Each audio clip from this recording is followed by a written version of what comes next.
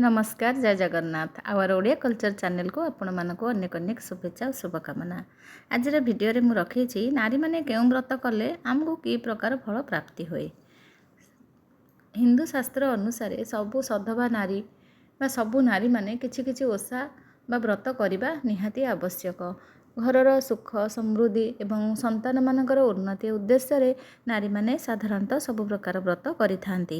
आसंतु जानिबा केउं व्रत कले कौन फल मिली थाए। प्रथम हैला सुदशा व्रत। सुदशा व्रत कले सौभाग्य प्राप्त होइथाए।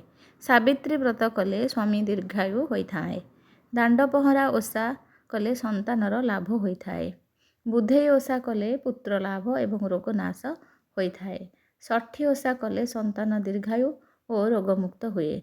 नाग चतुर्थी व्रत कले पिला मानकर आखि कान आरोग्य होइथाए। कांची अँवला व्रत कले पुत्र कन्या मानकर मंगल होइथाए। पंडु ओषा कले पुत्र प्राप्ति होइथाए। एमती यही सब ओषा गुड़िक केवल नारी माने मध्य करिथांती। आउ किछि ओषा बार अछि उभय नारी पुरुष मध्य करिथांती। आउ किछि ओषा बार व्रत अछि आमर कन्या माने मध्य करिथांती बा झियो माने मध्य करिथांती। एहिपरि भाबरे आमर हिंदू शास्त्र रे अनेक पूजा विधिर नियम बा विधि नियम रही।